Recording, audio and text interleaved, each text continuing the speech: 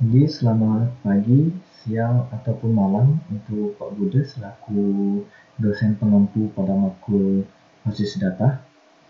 Pada kesempatan ini, saya berkesempatan untuk mempresentasikan atau menjelaskan proposal penawaran jasa untuk sistem laundry. Mungkin sebelum saya lanjut, mungkin saya memperkenalkan diri terlebih dahulu. Saya Ivan Ferdiansyah dengan akhir NIM 81. Mungkin saya bisa mulai masuk ke presentasi penawaran jasanya.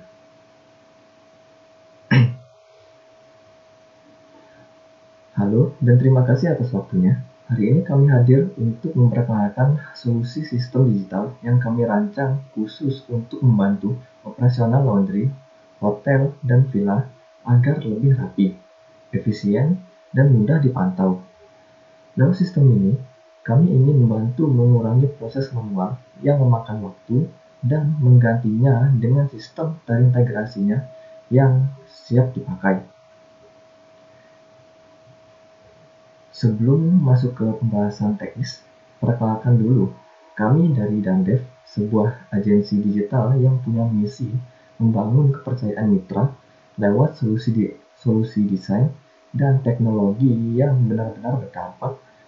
Walaupun sebagai tim kami masih terbilang baru secara entitas, tetapi kami didukung oleh tenaga profesional yang sudah cukup lama berkecimpung di dunia desain digital dan pengembangan sistem.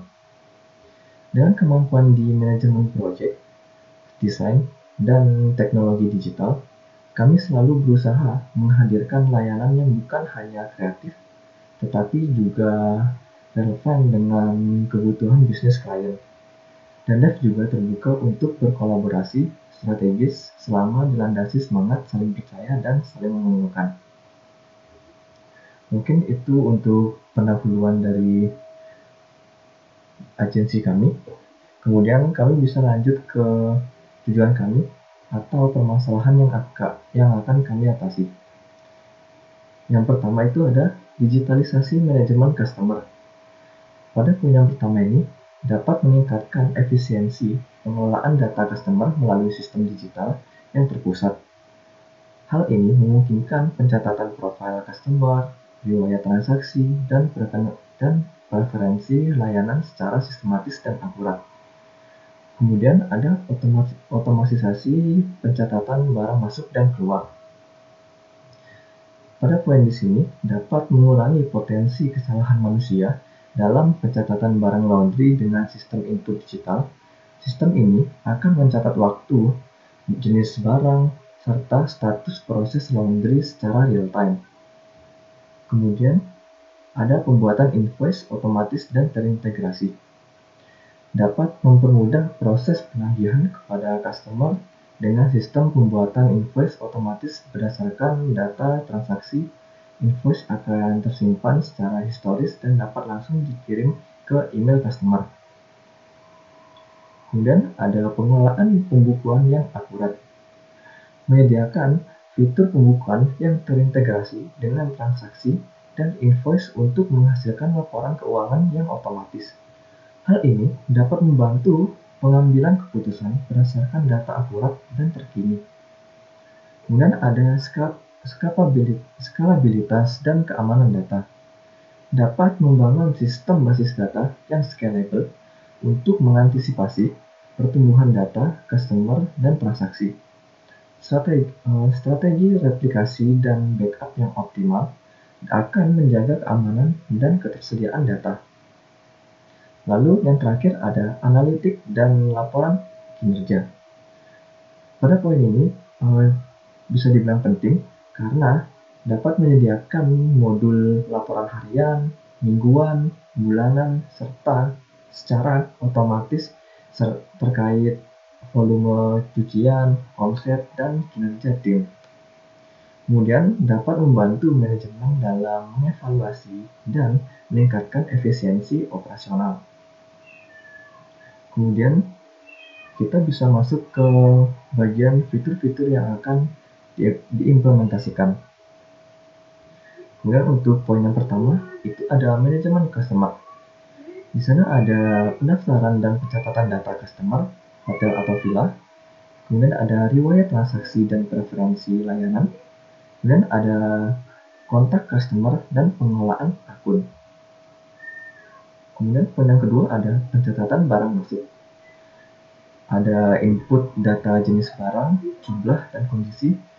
Dan untuk bagian ini kita dapat menyesuaikan dengan kebutuhan dari Pak Bude juga sebagai klien. Kemudian ada penandaan status, misalnya diterima, dalam proses, ataupun selesai. Kemudian ada notifikasi saat barang diterima untuk seluruh role, seperti customer, admin, atau staff juga. Mereka dapat menerima notifikasi kalau barang diterima atau barang siap dikirim kembali. Kemudian ada pencatatan barang keluar. Di sini dapat memvalidasi barang yang akan dikembalikan ke customer. Tanda terima digital atau cetak, sinkronisasi otomatis dengan data barang masuk. Kemudian ada notifikasi saat barang siap dikirim kembali untuk seluruh role yang seperti saya mention sebelumnya. Kemudian ada pembuatan dan manajemen invoice. Pembuatan invoice otomatis berdasarkan layanan dan jumlah barang sesuai transaksi, dukungan format digital PDF, dan pengiriman via email. History invoice, status pembayaran, dan pengingat otomatis. Kemudian ada notifikasi saat invoice baru dibuat atau jatuh tempo. Kemudian ada pembukuan dan laporan keuangan. Pertama ada pencatatan transaksi, pemasukan, dan pengeluaran. Ada laporan keuangan harian, bulanan, dan tahunan.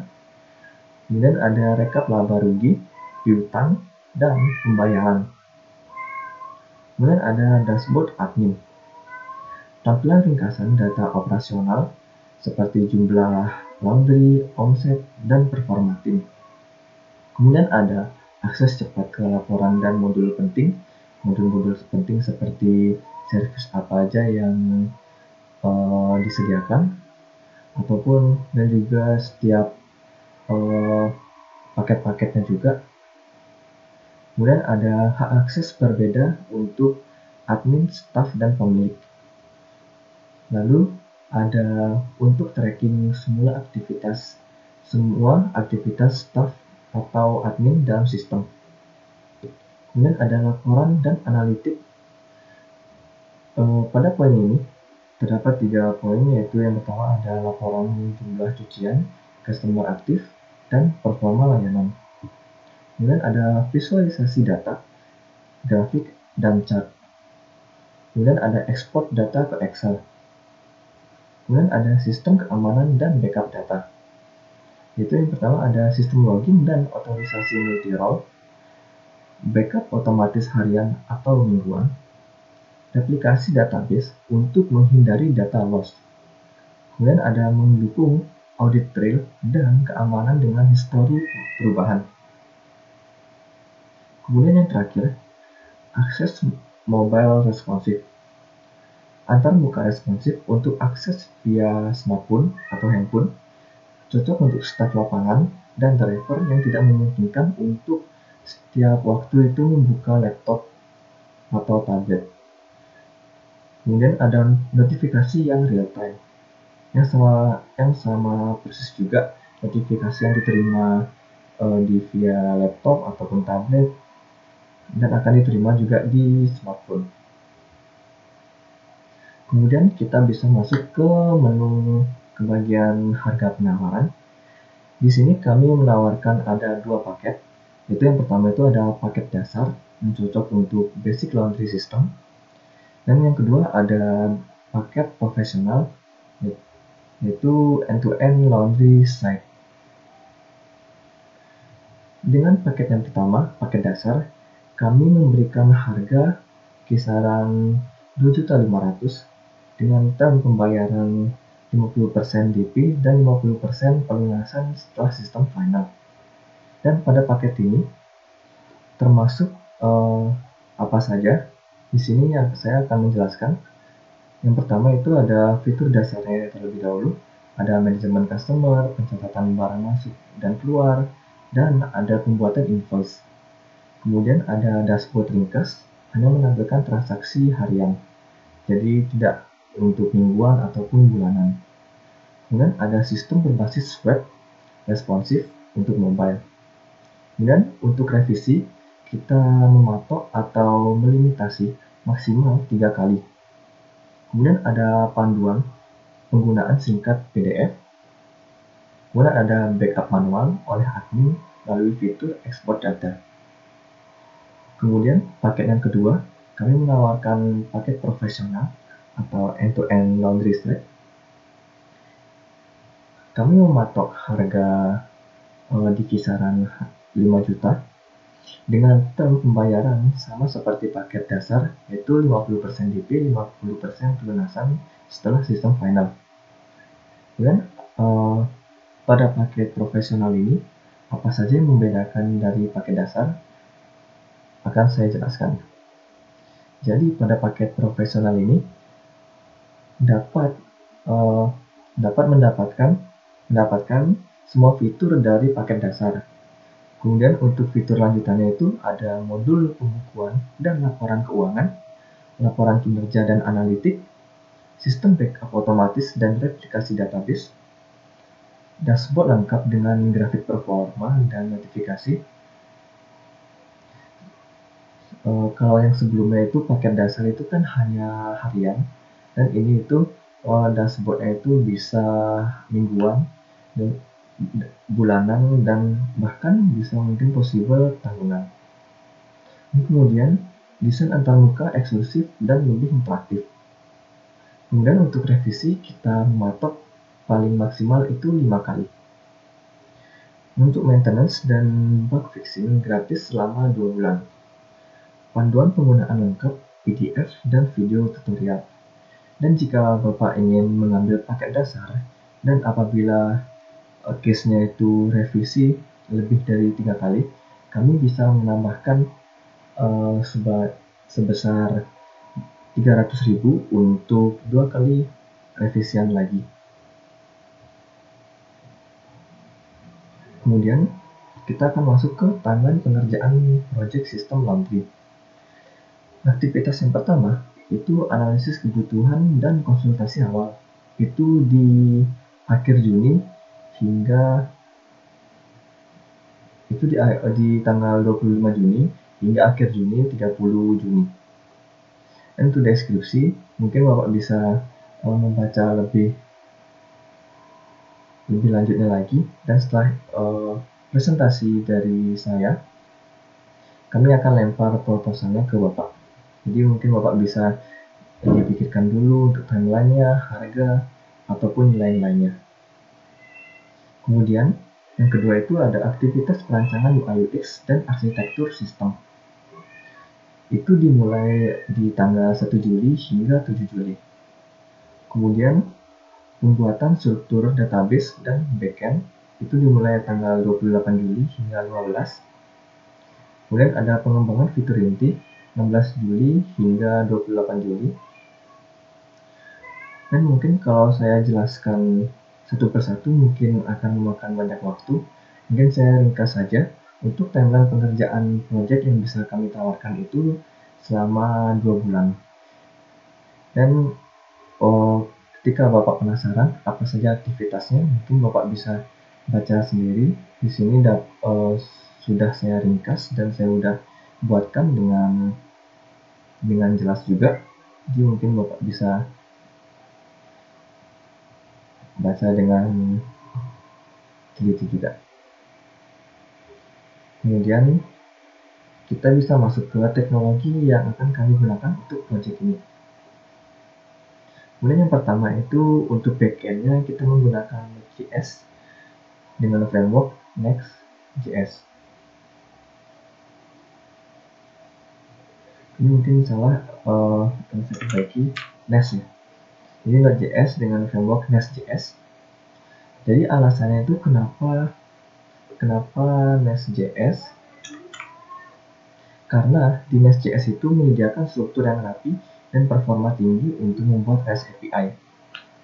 Dan Nest.js ini sangat cocok untuk pengembangan cepat dan tetap scalable. Kemudian untuk front-end, kami gunakan Nux3. Nux3 ini framework dari Vue.js. Kenapa Nux3? Karena sangat cocok untuk membuat dashboard admin dan aplikasi modern dengan tampilan yang responsif, arsitektur modular, ringan, dan mudah dipelihara atau di maintenance. Kemudian untuk database, kita gunakan PostgreSQL. Kenapa PostgreSQL? Karena cocok untuk sistem laundry yang memiliki ribuan transaksi dan data customer. Fitur aplikasi dan kemudahan backup menjadikan PostgreSQL pilihan terbaik untuk keperluan enterprise. Kemudian ada authentication, kami menggunakan JWT dan role-based access. Kenapa? Karena mudah diintegrasikan dengan API, aman dan efisien untuk mengelola otorisasi dalam sistem multi-user seperti sistem laundry. Kemudian ada deployment dan DevOps. Kita menggunakan Docker, PM2, dan Nginx karena dapat meningkatkan kecepatan deployment, membuat sistem lebih stabil, dan mudah dipindahkan ke berbagai server.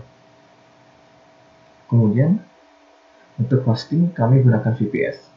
Kenapa tidak self-hosting?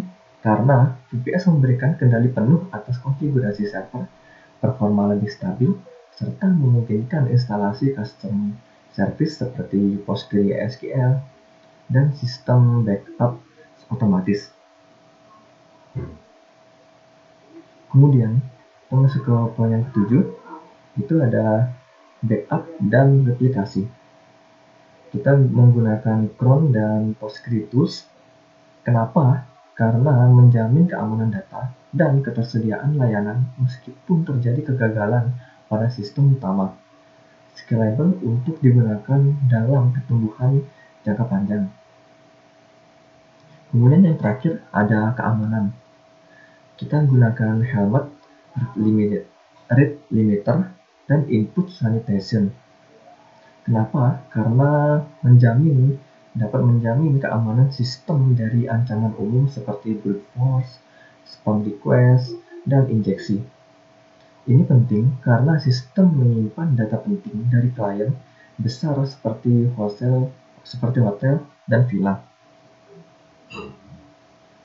Mungkin di akhir penutupan, kami sangat antusias untuk berkolaborasi bersama Pak Bude dalam mewujudkan proyek ini. Jangan ragu untuk Pak Bude untuk menghubungi kami lebih lanjut untuk mendiskusikan proposal ini, dan kami lampirkan beberapa sosial media yang dapat Bapak hubungi. Dan mungkin itu saja yang bisa saya presentasikan atau jelaskan untuk proposal penawaran jasa. Apabila saya ada kesalahan kata, mohon maaf, dan saya tutup dengan terima kasih.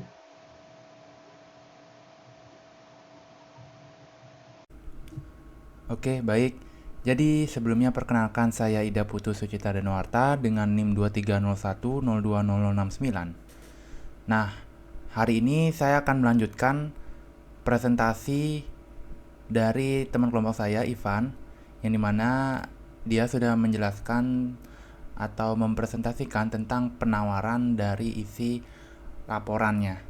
Nah, sekarang saya yang akan melanjutkan untuk mempresentasikan rancangan basis datanya sampai implementasinya, entah itu implementasi strategi replikasi dan backup dengan Docker, dan juga implementasi dalam bentuk yang ORM, dan saya buatnya API dengan ORM Illucon. Oke, jadi karena ini mungkin akan makan banyak waktu, jadi kita akan langsung lanjut aja untuk penjelasan tentang rancangan basis data yang pertama. Nah, ini ERD yang udah saya buat. Di sini ada 11 tabel dengan beberapa modul beserta 2 tambahan modul. Yang mana modul utamanya adalah manajemen customer, input barang masuk dan barang keluar atau inventaris, pembuatan invoice, pembukuan, dan 2 tambahan modul itu saya tambahkan notifikasi dan juga log aktivitas atau activity log. Oke, di sini ada 11 tabel, 4, 5, 6, 7, 8, 9, 10, 11. Oke. Dan saya akan coba mulai lihat dari sini tabel user. Nah, tabel user ini itu adalah tabel untuk user, admin, dan juga kasir. Ini seperti pemilik dari sistem laundry-nya ini gitu. Jadi usernya ini seperti adminnya lah gitu. Jadi tapi sini saya pisahkan atau pecah menjadi 2 role. Jadi bisa user ini admin ataupun kasirnya gitu. Nah, ini juga di sini ada relasi ke branch ID. Ini yang maksudnya apa? Ini relasinya many to one. Jadi banyak user itu terintegrasi dengan satu cabang gitu.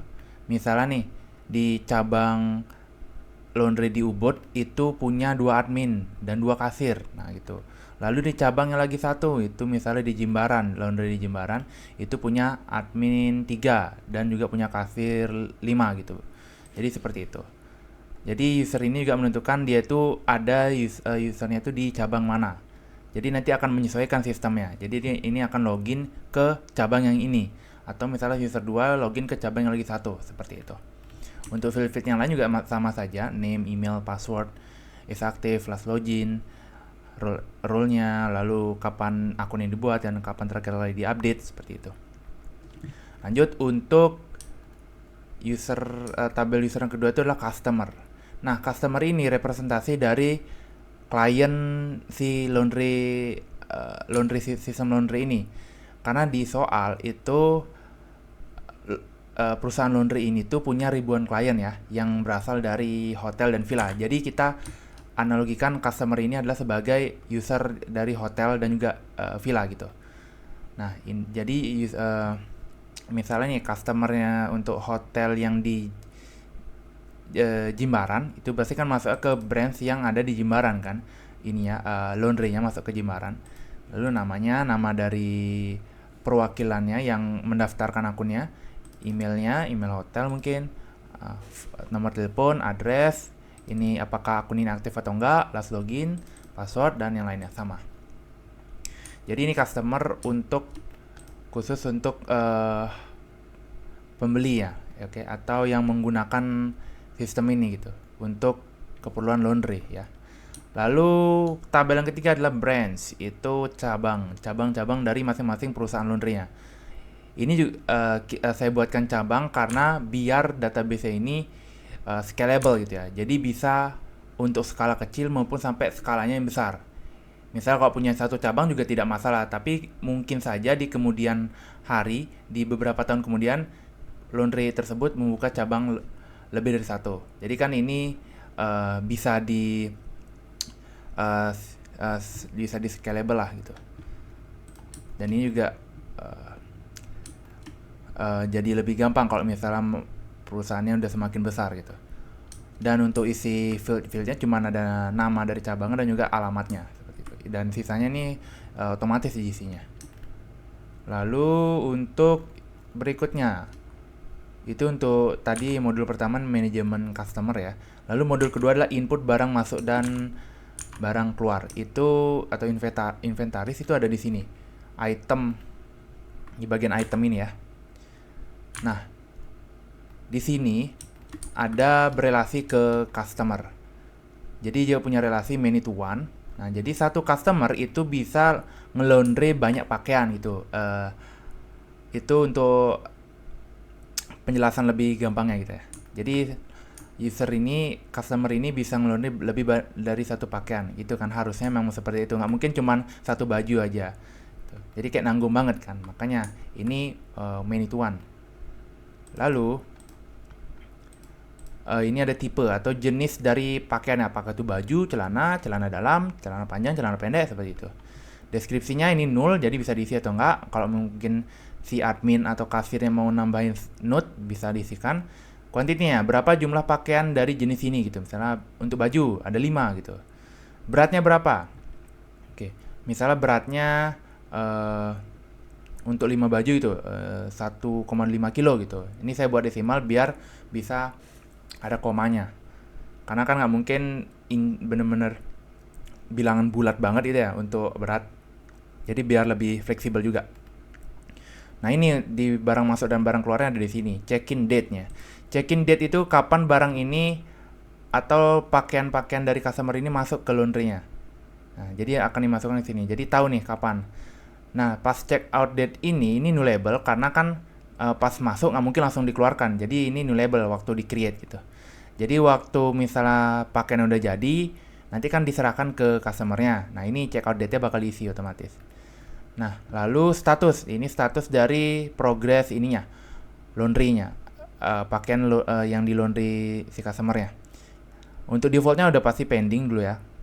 Jadi pertama masih di pending dulu, nanti setelah itu pakaiannya bakal diprogres sama staffnya, dan lalu setelah diprogres nanti bakal selesai, otomatis statusnya jadi done. Nah lalu ada deliver. Nih kalau misalnya pakaiannya mau diantar oleh staffnya gitu, jadi ada statusnya deliver saya buatkan, jadi biar dinamis. Kalau memang tidak ada fitur untuk antar jemput, jadi ini tidak perlu dipakai, jadi sampai done aja udah cukup. Dan sisanya itu otomatis created at, updated at. Itu untuk input barang masuk dan keluar. Lalu pembuatan invoice itu ada di sini. Pembuatan invoice. Oke, nah ini ada 3 tabel. Nah, yang pertama invoice. Ini berelasi ke customer ID, yaitu many to one. Jadi satu customer itu bisa menerima banyak invoice. Jika emang customer tersebut misalnya mau bayar DP, itu bisa, karena ini memungkinkan di sini. Bisa dilihat di sini nanti. Oke, yang pertama tuh ada nih, invoice date, itu kapan invoice ini dibuat, lalu ada total amount, berapa total biaya untuk laundry-nya, lalu statusnya, nah ini, apakah belum terbayar, sudah terbayar, ataupun masih setengah kebayarnya gitu. Ini misalnya kalau mau bayar setengah-setengah bisa gitu, memungkinkan. Due date, kapan misalnya terakhir ini, deadline dari pembayarannya, ya, invoice-nya. Nah ini sini bisa diisikan. Lalu ada created at dan updated at. Lalu ini berelasi ke invoice item. Jadi ini one to many ya. Nah ini untuk nyimpen data-data dari pakaian si customer gitu. Jadi kan pakaiannya bisa lebih dari satu ya, makanya sini one to many. Jadi satu invoice itu bisa punya banyak item-itemnya ya, atau pakaian-pakaiannya yang di laundry gitu. Di sini juga relasi ke invoice ID. Ini harusnya ke sini ya, invoice ID. Nah, seperti itu. Ini many to one ya. Lalu item ID ini berelasi ke sini, item-itemnya. Oke, lalu untuk price, berapa harga satuan dari untuk pakaian tersebut itu. Ini kuantitinya, berapa jumlah pakaian yang dilondrekan untuk jenis tersebut gitu. Lalu subtotal dari price kali kuantitinya. Jadi akan disimpan di sini. Dan sisanya otomatis gitu. Created dan updated. Lalu kalau misalnya customer mau melakukan pembayaran, nanti akan masuk ke dalam table payment. Ya. Misalnya pertama akan select dulu invoice mana yang mau dibayar. Misalnya ada 2 invoice, dia customer bayarnya gini, parsial, setengah-setengah. Invoice pertama, di input. Kapan tanggal pembayarannya? Hari ini. Total berapa? Misalnya 100.000 ya. Jadi kalau misalnya bayar setengah, jadi 50.000 dulu. Payment methodnya cash. Ya otomatis kalau misalnya mau QRIS juga bisa. Note-nya bisa dinulin, bisa dikosongin, atau mungkin mau diisi, terserah. Karena ini new label. Itu. Lalu invoice kedua nanti di input lagi. Dia mau bayar invoice yang mana? Invoice ID-nya tinggal di select aja nanti. Lalu tanggal pembayarannya misalnya besoknya gitu. Lalu amount-nya, totalnya berarti sisanya 50.000. Payment method kali ini bukan QRIS, misalnya pakai transfer bank BRI gitu. Lalu note-nya boleh diisi, boleh enggak. Seperti itu ya. Untuk invoice, pembuatan invoice. Seperti itu alurnya. Lalu untuk pembukuan atau accounting ya, di sini saya buatin ada 2 tabel untuk manajemen pembukuan itu. Yang pertama itu ada kategori pembukuannya. Ini nama gini apa ya? Nama kategorinya. Lalu tipenya apakah itu pemasukan atau pengeluaran. Kalau misalnya pemasukan nanti bakal apa namanya itu ya, plus gitu untuk di datanya. Kalau expense berarti minus ya kan. Nah, lalu untuk ini berelasi ke counting. Jadi ini one to many. Satu kategori itu bisa punya banyak data pembukuan, data accounting. Jadi misalnya ada kategori apa ya? Bebas lah pokoknya. Misalnya satu kategori A itu punya banyak data-data pemasukan atau data-data pengeluaran itu.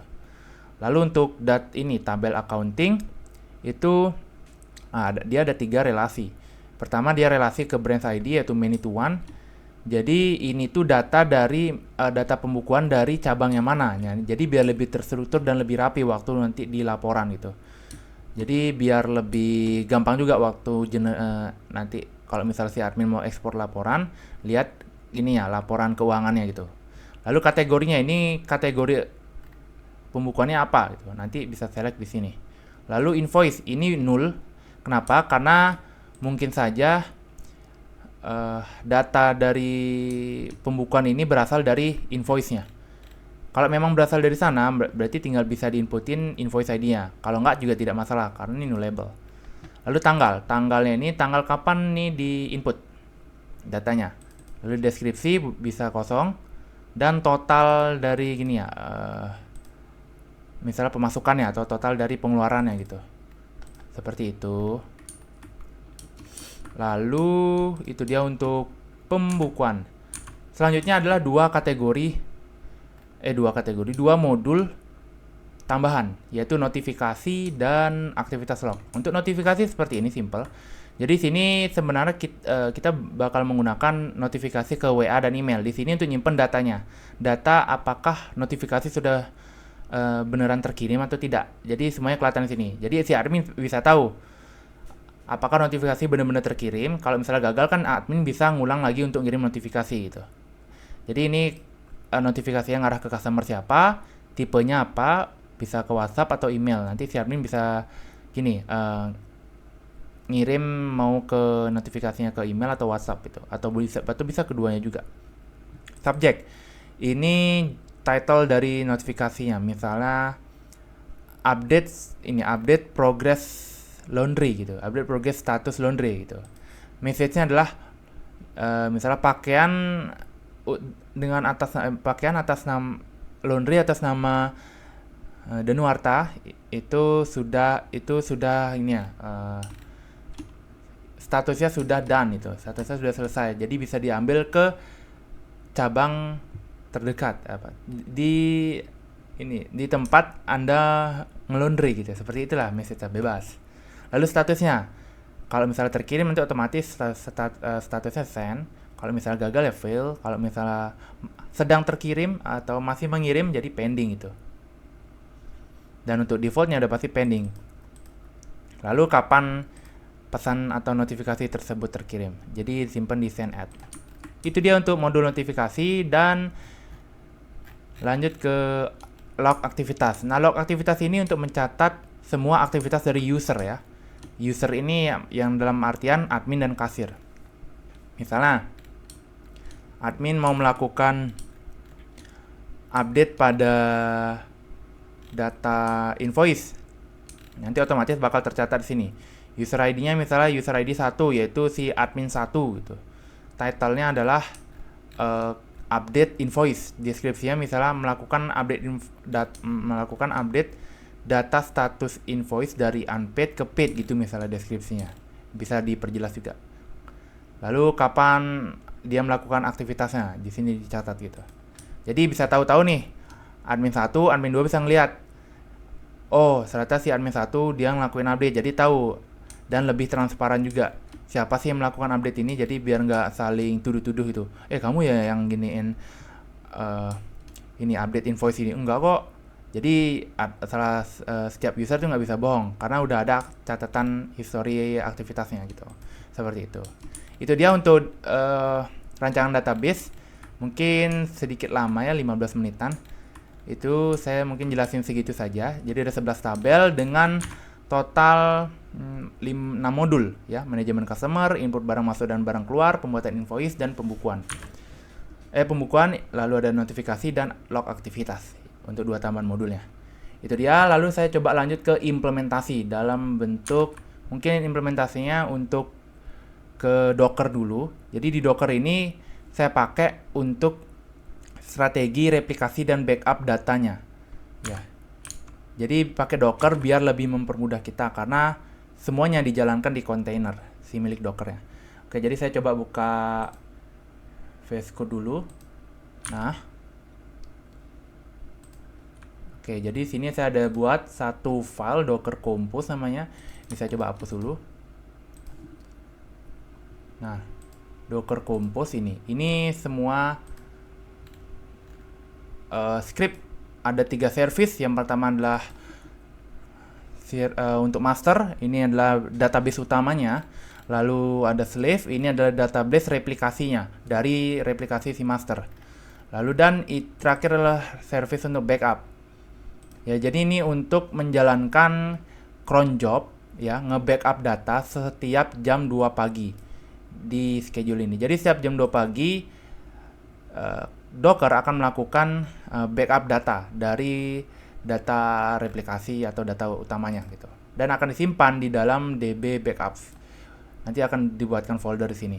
Dan akan disimpan di dalam folder backup di dalam server Docker atau kontainer Dockernya gitu. Oke, itu dia. Sekarang saya akan coba untuk menjalankan Docker Compose up, min build, dan min d biar dijalankan di background. Oke, sudah otomatis akan dibuatkan 2 file ya, DB backup dan custom CNF ini untuk yang replikasinya. Oke, sudah. Sekarang saya coba cek untuk desktopnya. Oke, jadi sudah ada ya. Di sini ada 3 container, laundry master, laundry sleeve, dan laundry backup. Ini juga udah jalan semua.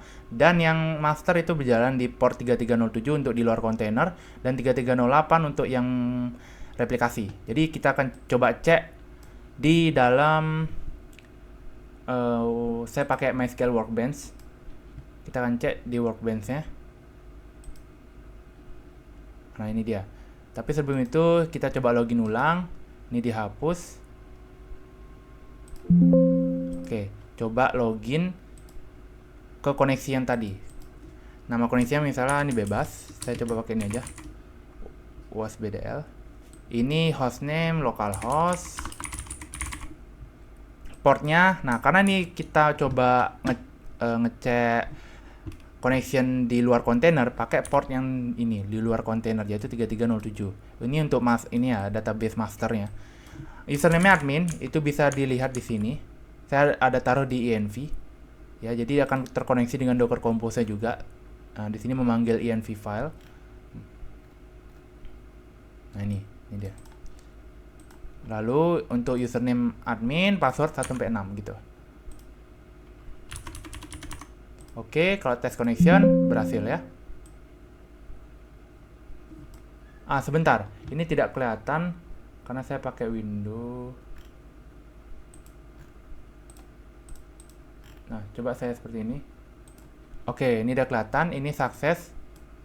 Nah, jadi nama koneksi ini, hostname, portnya, username admin, dan isi passwordnya 1-6. Lalu tes connection berhasil. Oke, coba dimasuk ke koneksinya. Ini sudah dibuatkan database baru. Dicek, tabelnya masih kosong. Karena memang kita belum ada nge-init ini ya, tabel-tabelnya, nambah-nambahin tabel ataupun data. Oke, jadi untuk misalnya kita mau migrate ke dalam tabel ini dan juga nambahin data, itu saya udah buatkan melalui ORM Illocon atau saya menggunakan framework Laravel untuk nanti kita bakal generate semua tabelnya dan data-datanya di sini menggunakan seeder gitu. Oke, jadi saya coba untuk jalanin script atau command untuk migrate ke ini ya, database masternya gitu. Di sini bisa dicek di env, saya udah setup di sini localhost untuk hostnya, portnya pakai 07, database laundry system, username admin, dan passwordnya 1-6. Coba php artisan migrate dan sekalian menjalankan seedernya. Atau migrate dulu ya, nanti seedernya terakhiran. Oke, berhasil. Jadi semua tabel itu masuk ke dalam sini. Kalau di refresh, oke, ini dia ada 11 tabel yang sudah kita masukkan, termasuk tabel-tabel bawaan dari si Laravelnya gitu. Jadi ada user, ini ada notifikasi, item, invoice item. Coba cek salah satu.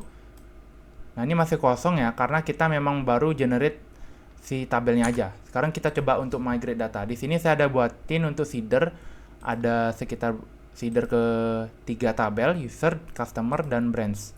Ya, brands ada 2 data, customer ada 2 data, dan user ada 2 data. Saya coba migrate. Oke, udah. Semuanya udah masuk. Kita coba refresh. Dan coba cek usernya. Datanya masuk. Cek brands. Datanya masuk. Dan customer. Datanya juga masuk. Oke, itu dia untuk implementasi dari ORM juga. Sudah berjalan dengan sesuai ekspektasi kita. Dan juga sudah ada seedernya. Oke, jadi saya coba lihat sini kodenya. Di sini juga nanti saya akan coba API-nya ya untuk implementasi dari sistem laundry-nya. Jadi saya buatin API-nya, backend API-nya dulu gitu. Nah, nih. Misalnya saya coba langsung ke main feature-nya ya. Yang lain itu sebenarnya cuma CRUD biasa aja. Coba langsung ke main feature-nya itu di invoice, karena di sini mengimplementasikan notifikasi dan activity log juga. Jadi sekalian kita akan coba. Pertama, saya akan coba untuk get all-nya dulu. Di sini saya menggunakan Postman ya. Coba misalnya ini ada di path ini /API/invoices. Coba get. Oh ya, kita belum menjalankan servernya. Udah, coba di send ulang. Berhasil karena emang belum ada data, jadi nge-return array kosong. Saya coba tambahin data di sini store misalnya. Oke, ini customer ID, invoice date, due date,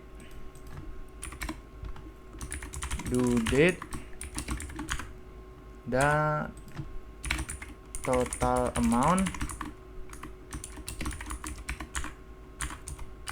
status. Oke. Nah, misalnya customer ID-nya itu kita coba pakai 1. Invoice date-nya misalnya tanggal hari ini ya.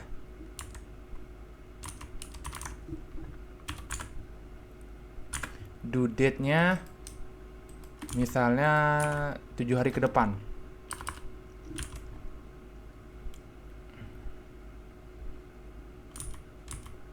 Sorry, salah.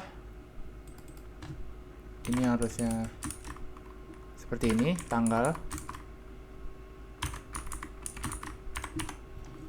Total amount-nya misalnya 105.000. Statusnya misalnya unpaid gitu ya, unpaid.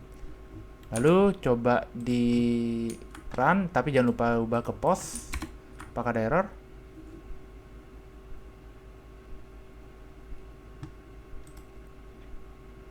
Oke, ada error di sini.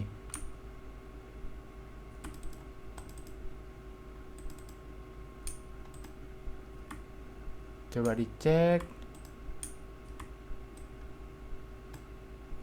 Oke, sementara saya akan coba untuk taruh di sini. Ini bisa pakai private activity log activity.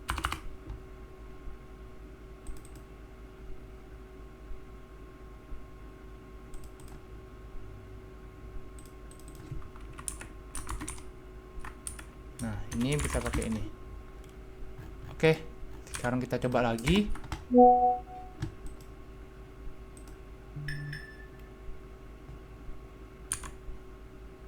invoice. Nah, ini lupa, harusnya diisi ID ya, ID user. Ini anggapannya aja user yang login ya. Jadi ini anggapannya ID satu ini user yang login gitu. Coba. Oke, berhasil. Jadi sekalian ngedebug ya tadi dan ngefix error. Nah, untuk customer ID-nya ini, lalu ada invoice date, masuk, due date-nya di tanggal 30, 1 minggu setelah invoice-nya diberikan, total amount, status, dan udah, dan ID-nya 3. Oke, sekarang coba di get. Oke, jadi dapat datanya, termasuk relasi ke customer-nya, data-data detailnya gitu. Mas, ini dapat semua. Oke, nah ini kenapa ada 3 data? Karena tadi sebenarnya data udah masuk, cuman ada error di log activity gitu. Nah, sekarang kita akan cek untuk log activity-nya. Kita coba cek di sini. Activity log. Nah, masuk nih. Ini yang melakukan aktivitas. Dia tuh membuat invoice title. Nah, deskripsinya dia membuat invoice ID yang punya ID 3. Nah, jadi kita tahu nih, oh user ID ini dia buat invoice nih dengan ID 3. Jadi kita bisa tracking gitu. Nah, itu dia untuk kurang lebih implementasi dalam bentuk API menggunakan ORM, Ilocon, dan framework Laravel gitu. Itu dia, mungkin sekian itu aja biar nggak terlalu lama juga implementasinya karena yang lain kurang lebih sama. Oke, jadi itu dia. Dan mungkin saya akan coba balik ke Docker-nya ya. Nah, ini saya belum menjelaskan tentang slave, strategi replikasi dan backup. Nah, untuk replikasi ini, kita coba cek sekarang login ke server yang ini. Koneksi yang port 3308 atau yang slave-nya. Data replikasinya. Coba kita tes connection. Nah, masukkan password, sama juga. 123456. Oke, berhasil connect. Close. Coba login lagi. Cek. Nah, ini masih kosong ya. Karena memang kita belum nge-migrate ke sana juga. Kita sekarang coba untuk dari Laravel API. Misalnya ke port 3308. Coba. Kita akan coba migrate.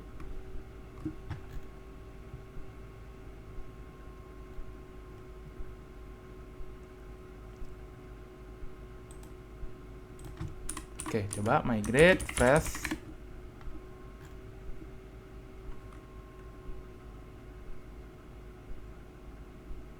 Oh ya. Kalau kita cek di sini,